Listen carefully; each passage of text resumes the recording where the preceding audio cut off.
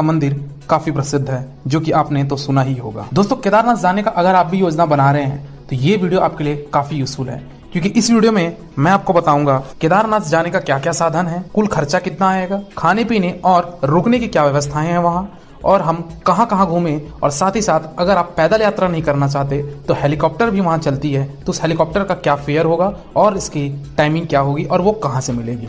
तो आज की वीडियो में बने रहिएगा। मैं पूरी तरीके से आपको मैं बताऊंगा कि केदारनाथ जाने के लिए आपको एक परफेक्ट प्लानिंग कैसे करनी है। तो आज की वीडियो में मैं आपको केदारनाथ जी की यात्रा का पूरा विस्तार पूर्वक वर्णन करूंगा। सबसे पहले बात करते हैं दोस्तों हम केदारनाथ कैसे पहुंचे। केदारनाथ पहुंचने के लिए दोस्तों अगर मैं पहले बात करूं ट्रेन की, तो दोस्तों ट्रेन में आपके पास 3 विकल्प हैं। पहला हरिद्वार रेलवे स्टेशन, दूसरा देहरादून रेलवे स्टेशन और तीसरा ऋषिकेश रेलवे स्टेशन। दोस्तों, ऋषिकेश रेलवे स्टेशन अगर आप आते हैं तो आपको बस का सफर 30 किलोमीटर थोड़ा सा कम पड़ जाएगा, लेकिन अगर आप देहरादून और हरिद्वार आते हैं तो लगभग आपको वो सेम डिस्टेंस पड़ेगा। दोस्तों, अगर आप बस का सफर थोड़ा सा कम करना चाहते हैं तो मैं ये रिकमेंड करूंगा कि आप ऋषिकेश आ जाइएगा। अदरवाइज अगर आपको कोई आपत्ति नहीं है तो आप हरिद्वार तक आ सकते हैं, क्योंकि हरिद्वार तक हमारी सारी प्रमुख ट्रेनें आती हैं। ऋषिकेश तक सारी ट्रेनें नहीं जाती हैं, कुछ ही ट्रेन वहां जाती हैं। तो आप अपने हिसाब से अपने शहर से जो भी आपके ट्रेन अवेलेबल होंगी आप जरूर वहां तक देख लीजिएगा, चाहे वो हरिद्वार हो, चाहे वो आपका ऋषिकेश हो, चाहे आपका वो देहरादून है। तो दोस्तों, केदारनाथ पहुंचने के लिए ट्रेन का सफर सिर्फ इतना ही संभव है, बाकी का सफर आपका बस से करना होगा। केदारनाथ यात्रा के लिए आपको सबसे पहले सोनप्रयाग पहुंचना होगा। दोस्तों, सोनप्रयाग जाने के लिए तीनों रेलवे स्टेशन से आपको बस अवेलेबल होगा, यानी कि देहरादून से भी आपको बसेस मिलेंगी सोनप्रयाग के लिए, हरिद्वार से भी सोनप्रयाग के लिए मिलेंगी, और साथ ही साथ आपके ऋषिकेश अगर आप आते हैं तो वहां से भी आपको आराम से सोनप्रयाग के लिए बस मिल जाएगी। दोस्तों, केदारनाथ पहुंचने के लिए अगर आपका माध्यम फ्लाइट से है तो दोस्तों अगर मैं फ्लाइट की बात करूं तो देहरादून एयरपोर्ट आप फ्लाइट से आ सकते हैं। आपके जिस भी राज्य से या फिर जिस भी शहर से आपकी फ्लाइट देहरादून के लिए अवेलेबल है तो आप देहरादून तक आ सकते हैं, अन्यथा आप दिल्ली आकर आप दिल्ली से भी देहरादून के लिए फ्लाइट पकड़ सकते हैं।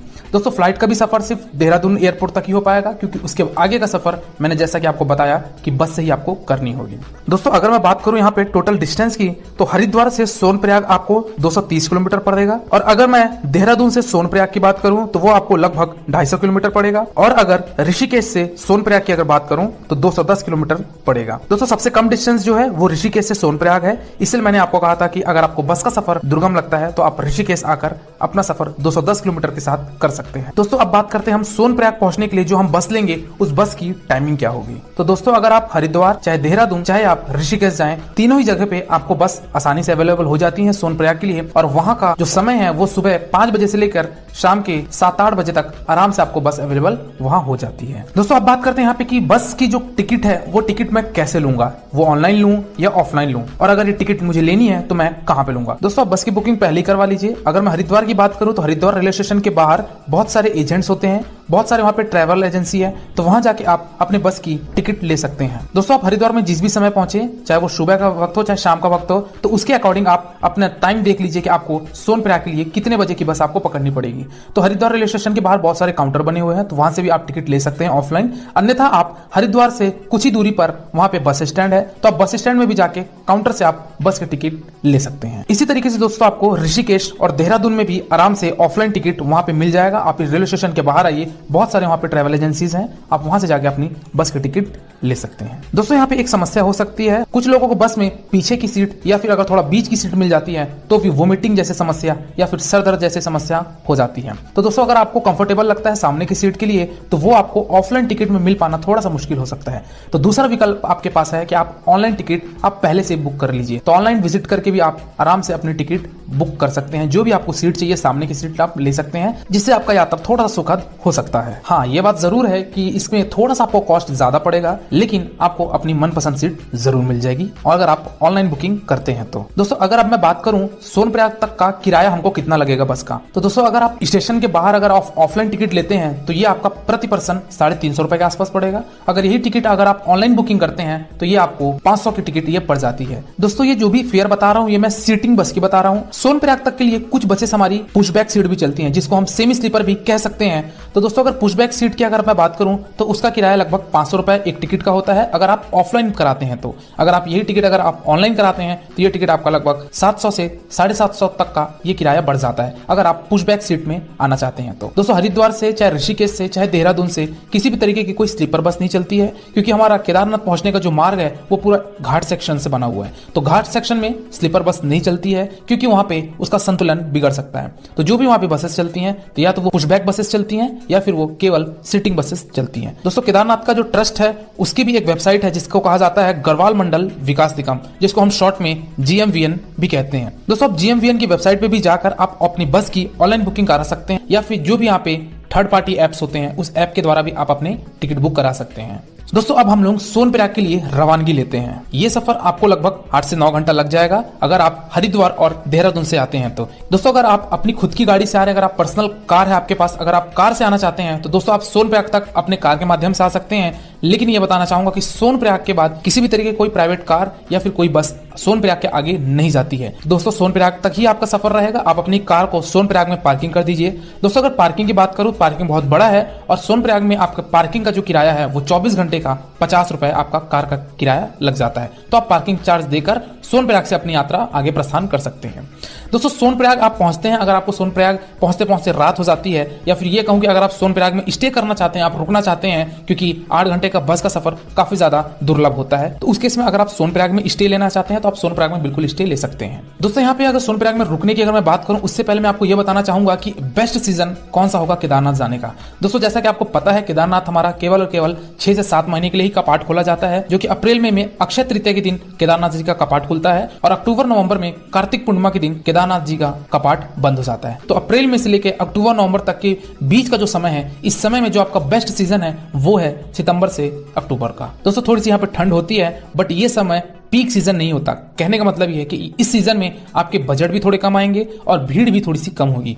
दोस्तों मई और जून की अगर मैं बात करूं काफी ज्यादा वहां पे भीड़ होती है क्योंकि ये गर्मी छुट्टी का सीजन होता है, तो काफी लोग वहां जाते हैं। और दोस्तों अगर आप जुलाई अगस्त में जाते हैं तो केदारनाथ में कभी भी वर्षा हो जाती है जिससे आपकी यात्रा में उतना आनंद नहीं आ पाएगा। इसलिए आप जुलाई अगस्त का सीजन मत करिए। करना है तो आप आराम से अपना अक्टूबर नवंबर कर सकते हैं क्योंकि वो सीजन में आपका बजट भी कम हो जाते हैं, क्योंकि होटल के चार्ज, खाने पीने के चार्ज डबल से ट्रिपल रेट वहां के लोग चार्ज करते हैं अगर आप मई सीजन में जाते हैं। इसलिए बेस्ट सीजन है आपका अक्टूबर और आप नवंबर में जाइए, आराम से आप दर्शन कर लेंगे और साथ ही साथ आपको कम बजट में केदारनाथ का दर्शन हो जाएगा। दोस्तों अब मैं बात करता हूँ सोनप्रयाग में अगर आप रुकना चाहते हैं तो वहां के होटल का किराया आपको 800 से 1000 तक मिलेगा। आप थोड़ी बहुत बार्गेनिंग करा सकते हैं अगर आप ऑफ सीजन में जा रहे हैं। अगर आप वही मई जून में जाएंगे तो इसका किराया लगभग 3000 से 4000 रुपए होटल वालों का किराया हो जाता है 24 घंटे का। दोस्तों अगर आपको ये 1000 रुपए भी काफी ज्यादा लग रहा है, अगर आप रूम नहीं लेना चाहते हैं तो दूसरा ऑप्शन आपके पास है डॉर्मेंट्री। दोस्तों सोनप्रयाग में बहुत सारे डॉर्मेंट्री हैं, आपको वो 350 रुपए प्रति व्यक्ति प्रतिदिन के हिसाब से वो आपको चार्ज करेंगे। दोस्तों अगर ये बजट भी आपको अगर ज्यादा लग रहा है तो मैं तीसरा विकल्प आपको बताता हूँ। सोनप्रयाग में आपको हॉल भी मिल जाएंगे। दोस्तों एक बहुत बड़ा हॉल रहा है जिसमें आपको गद्दे, तकिए और आपको रजाई दे दी जाएगी और 100 रुपए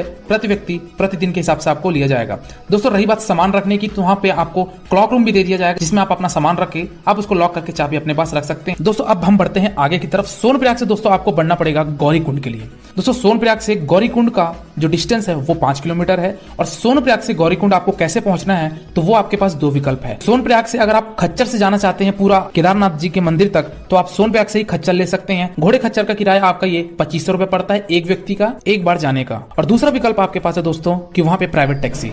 दोस्तों सोनप्रयाग के आगे मैंने आपको बताया आपकी पर्सनल कार या फिर किसी भी तरीके की बस नहीं चलती है, तो वहां आपको सुमो, बुलेरो इस तरीके की आपको गाड़ी देखने को मिलेगी जो कि वो 30 रुपए प्रति व्यक्ति लेते हैं और वो 5 किलोमीटर का दूरी आपको आधे से 1 घंटे में आपको वो गौरीकुंड पहुंचा देते हैं। तो दोस्तों आप गौरीकुंड इस जीप के माध्यम से पहुंच सकते हैं और अगर आप ट्रैकिंग नहीं करना चाहते यानी पैदल यात्रा नहीं करना चाहते हैं तो आप सोनप्रयाग से ही घोड़े खच्चर लेकर आप केदारनाथ यात्रा की तरफ प्रस्थान कर सकते हैं। दोस्तों हम गौरीकुंड पहुंच चुके हैं। वहां पे गौरीकुंड में ही एक श्री गौरी माता मंदिर है, तो वहां पे गौरी माई का भी आप दर्शन कर सकते हैं। वहां पे एक छोटा सा मंदिर है तो वहां पे आप गौरी माता का भी दर्शन कर सकते हैं। सोनप्रयाग में गौरीकुंड के लिए काफी लंबी लाइन लगानी पड़ती है क्योंकि वहां पे काफी दर्शनार्थी होते हैं जिसकी एक लंबी लाइन होती है। अगर आप मई जून के सीजन में जा रहे हैं तो आपको 1 से 1.5 घंटा आपको बुलेरो के लिए या फिर सुमो के लिए लाइन लगाना पड़ेगा, लेकिन वही अगर आप ऑफ सीजन में आते हैं तो आपको हार्डली आधे घंटे के अंदर अंदर आपको आराम से सुमो मिल जाएगी जिससे आप अपना गौरीकुंड का सफर तय कर सकते हैं। और दोस्तों मैं यही रिकमेंड करूंगा कि आप सोनप्रयाग से अर्ली मॉर्निंग निकले यानी कि 3 बजे 4 बजे ही आप वहां से प्रस्थान करिए गौरीकुंड के लिए, क्योंकि गौरीकुंड से जो केदारनाथ की जो डिस्टेंस है वो 16 किलोमीटर की है जिसमें आपको पैदल चल के जाना है। तो वो अगर आप गौरीकुंड सुबह पहुंचेंगे तब आप शाम तक आराम से केदारनाथ पहुंच सकते हैं। इसलिए मैं यही रिकमेंड करूंगा कि आप सोनप्रयाग से गौरीकुंड के लिए सुबह ही निकलिए। दोस्तों गौरीकुंड पहुंच के अगर आप चाय नाश्ता करना चाहते हैं तो चाय नाश्ता भी कर सकते हैं। लंच की भी वहां पे व्यवस्था होती है, तो अगर दोपहर में अगर पहुंचते हैं तो दोपहर में आपको खाने पीने की वहां पे व्यवस्था मिल जाएगी और साथ ही साथ आपको वहां पे लंच भी मिल जाएगा। दोस्तों गौरीकुंड अगर आप प्राइवेट प्राइवेट टैक्सी से आते हैं यानी कि बुलेरो सुमो से आते हैं तो वहां से भी आपको गौरीकुंड से भी खच्चर मिलते हैं, लेकिन यहाँ पे किराया आपका 2300 रुपए पड़ता है। सोनप्रयाग से हमारा वो किराया 2500 रुपए था घोड़े खच्चर का, और गौरीकुंड से हमारा जो किराया था वो 2300 रुपए हो जाता है। दोस्तों गौरीकुंड से आप पिट्ठू भी कर सकते हैं। पिट्ठू का किराया आपका लगभग 5 से 6 हजार रुपए उन लोग लेते हैं केवल एक बार का केदारनाथ पहुंचाने तक का। तो आप पिट्ठू भी वहां से कर सकते हैं अगर आप पिट्ठू करना चाहते हैं। दोस्तों हम प्रारंभ करते हैं अपनी पैदल यात्रा यानी कि 16 किलोमीटर की ये यात्रा हम गौरीकुंड से केदारनाथ तक का यात्रा हम पैदल यात्रा शुरू करते हैं। दोस्तों अगर आप पैदल यात्रा करना चाहते हैं तो आपको वहां पे लाठी का सहारा जरूर लेना पड़ेगा। तो दोस्तों गौरीकुंड में ही वहां पे बहुत सारे शॉप्स लगे हुए हैं तो वो लाठी देते हैं। लाठी का जो रेट है वो 30 रुपए है, तो आप एक लाठी खरीद लीजिए जिससे आपको मदद हो जाएगी आपके यात्रा में, क्योंकि लाठी की मदद से जो आप चढ़ाई करेंगे तो थोड़ी सी आपको सहूलियत हो जाएगी। तो आप एक लाठी जरूर ले लीजिएगा जिसका किराया 30 रुपए आपका वो लेगा। वो गौरीकुंड में ही आराम से बहुत सारे वहां पे शॉप्स हैं तो वहां पे आपको मिल जाएंगे। दोस्तों अगर आप पैदल यात्रा नहीं करना चाहते हैं, अगर आपको स्वास्थ्य प्रॉब्लम है या फिर आपको चलने में थोड़ी सी परेशानी है या फिर आपके फैमिली में किसी को परेशानी है, तो अगर आप हेलीकॉप्टर करना चाहते हैं तो दोस्तों यहाँ पे मैं थोड़ी सी आप हेलीकॉप्टर की बात कर लेता हूँ। दोस्तों अगर आप हेलीकॉप्टर से जाना चाहते हैं तो आपको सोनप्रयाग जाने की आवश्यकता नहीं है। सोनप्रयाग से 15 किलोमीटर पहले आपको एक जगह पड़ेगी जिसको कहा जाता है फाटा। दोस्तों आप फाटा उतरिए और फाटा में ही आपका काउंटर बना हुआ है तो वहां से आप टिकट बुक कर लीजिए।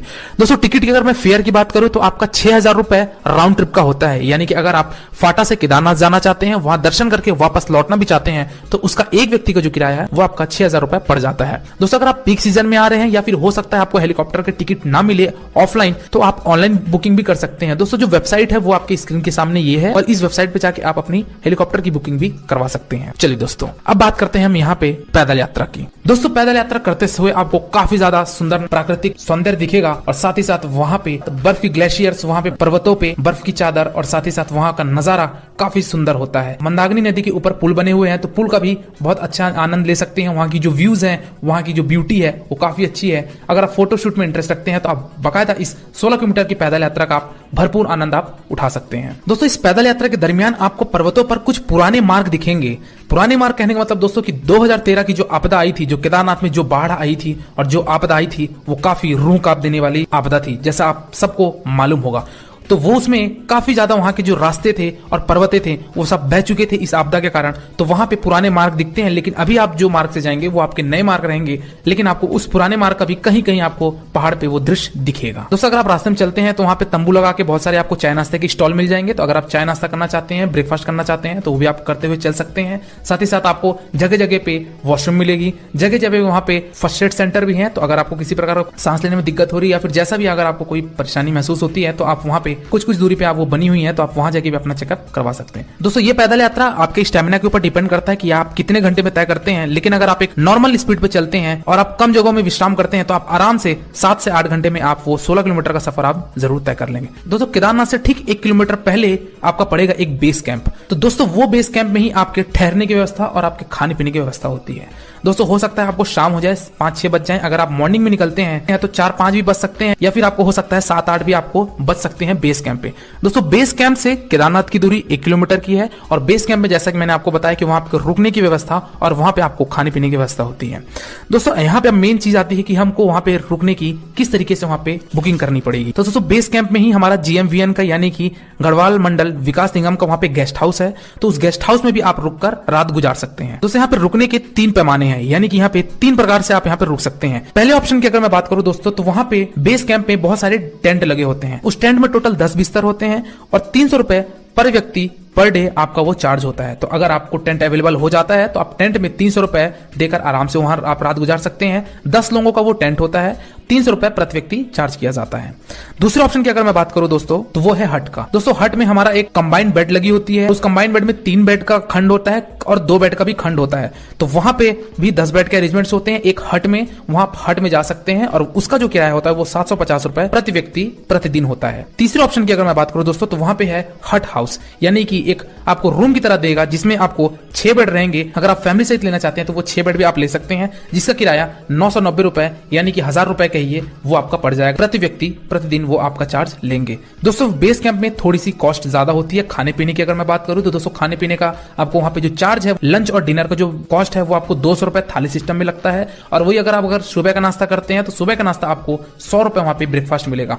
खाना स्वादिष्ट होता है। दोस्तों होटल की अगर मैं नाम की बात करूं तो वहीं बेस कैंप से लगा हुआ कुछ दूरी पर है वहां पे अन्नपूर्णा रेस्टोरेंट।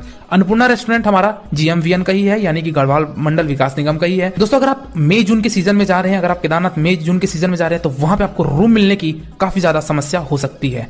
तो इसीलिए आप ऑनलाइन बुकिंग भी कर सकते हैं। GMVN की वेबसाइट पे जाकर आप ऑनलाइन बुकिंग आप कर सकते हैं, चाहे अगर वो टेंट में रुके, चाहे वो कंबाइन हट में रुके, चाहे वो हट हाउस में रुके। दोस्तों अगर आप 5-6 बजे भी बेस कैंप पहुंच चुके हैं तो आप फ्रेश हो जाइए, अपना सामान रख दीजिए और केदारनाथ स्वामी का आप दर्शन करने के लिए निकल जाइए, क्योंकि मंदिर का जो समय है वो 9 बजे क्लोजिंग टाइम है। दोस्तों आप मंदिर जाइए, मंदिर में लाइन लगी। अगर आप पीक सीजन में आ रहे हैं, मई जून के महीने में आ रहे हैं, तो आपको लाइन काफी ज्यादा लंबी मिलेगी। लगभग आपको वो 3 से 4 घंटे का भी लाइन लग सकता है दर्शन के लिए।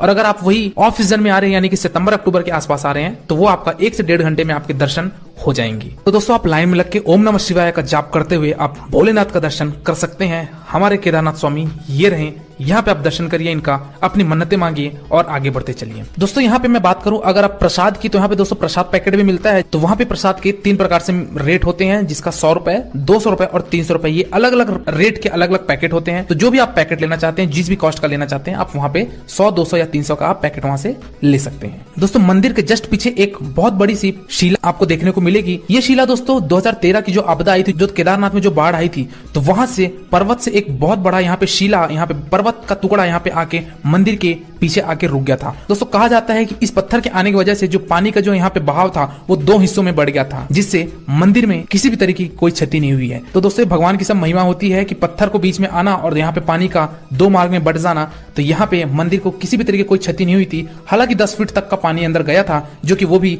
1 घंटे में बाहर हो गया था। तो वो शिला का भी आप नजारा देख सकते हैं। दोस्तों यहाँ पे एक चीज मैं बताना चाहूंगा, अगर आप भोलेनाथ का दर्शन करते हैं, अगर आप शाम 5 बजे के बाद अगर आप जाते हैं तो वो आपको दूर से दर्शन करवाएंगे। कहने का मतलब है दोस्तों, ज्योतिर्लिंग के अगर आप नजदीक से दर्शन करना चाहते हैं तो वो आपको शाम 5 बजे के बाद नहीं दिया जाता है, आपको दूर से ही दर्शन दिया जाएगा। और अगर आप नजदीक जाकर ज्योतिर्लिंग का दर्शन करना चाहते हैं तो आप अर्ली मॉर्निंग सुबह 5 बजे वहां पे लगिए। दोस्तों अगर आरती के समय की बात करूं तो सुबह 6 बजे होती है एक आरती, और दूसरी आरती होती है हमारी शाम को 6 बजे। तो मॉर्निंग में मंदिर 5 बजे खुल जाता है। तो अगर आप बेस कैंप पे रुके हुए हैं तो वापस से आप मंदिर परिसर आइए सुबह 5 बजे, और वहां पे आप नजदीक से भोलेनाथ का आप दर्शन कर सकते हैं। ज्योतिर्लिंग के नजदीक जाकर आप वहां पे अपना मत्था टेक सकते हैं और आप वहां पे अपनी जो भी मनोकामनाएं हैं वो आप मांग सकते हैं। दोस्तों अब मैं बात करता हूं कि हमको और कहां कहां वहां पे विजिट करना चाहिए। तो दोस्तों सबसे पहले मैं बात करता हूं भैरव मंदिर है वहां पे। केदारनाथ से वो आपको लगभग आधे किलोमीटर की दूरी पे पड़ेगा, वो आप पैदल ही और आगे आपको जाना पड़ेगा। वहां पे भैरव मंदिर है, तो भैरव मंदिर भी आप जाके वहां दर्शन कर सकते हैं।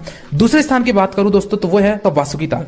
वासुकी ताल का दूरी लगभग 6 से 7 किलोमीटर की पड़ती है। वहां का जो ब्यूटी है वो भी बहुत अच्छा है, वहां भी आप जाके विजिट कर सकते हैं, घूम सकते हैं। लेकिन ये कहना चाहूंगा कि ये जो 6 से 7 किलोमीटर का जो दूरी है वो काफी ज्यादा लंबा हो जाता है, क्योंकि आपको इसमें भी ट्रैकिंग करके जानी पड़ती है, चढ़ के जाना पड़ता है। तो अगर आप वासुकी ताल जाना चाहते हैं तो आपको एक दिन और स्टे करना पड़ेगा, बेस कैंप में आपको एक दिन और रुकना पड़ेगा, तभी आपका वासुकी ताल कवर हो पाएगा। दोस्तों तीसरे स्थान की अगर मैं बात करूं तो वो है आपका गांधी सरोवर। ये आपका 3 किलोमीटर पड़ता है मंदिर से, तो आप वहां पे गांधी सरोवर भी जा सकते हैं। दोस्तों बेसिकली एक तालाब है जिसका दृश्य काफी अच्छा है। दोस्तों अब मैं बात कर लेता हूं कि ये पूरी यात्रा को करने में हमको टोटल कितने दिन लगेंगे। दोस्तों ये आप मान के चलिए आपको 4 दिन का स्टे जरूर लेना पड़ेगा। केदारनाथ अगर आप दर्शन करने आ रहे हैं तो 4 दिन का आप स्टे कम से कम लीजिए। कहने का मतलब ये है कि 2 दिन जाने के लिए और 2 दिन वापस आने के लिए, क्योंकि अगर आप केदारनाथ मंदिर से वापस गौरीकुंड के लिए आएंगे तो वो भी आप पैदल यात्रा करेंगे। 16 किलोमीटर का पुनः आपको यात्रा करना पड़ेगा। हालांकि इसमें आपको समय कम लगेगा, लगभग ये आपको 5 घंटे में आप आ जाएंगे, क्योंकि ये उतार था, जाते टाइम हमको पूरा चढ़ाई था इसलिए हमको समय ज्यादा लगा, लेकिन आते टाइम हमको ये ढाल पड़ेगा, इस कारण हमारा समय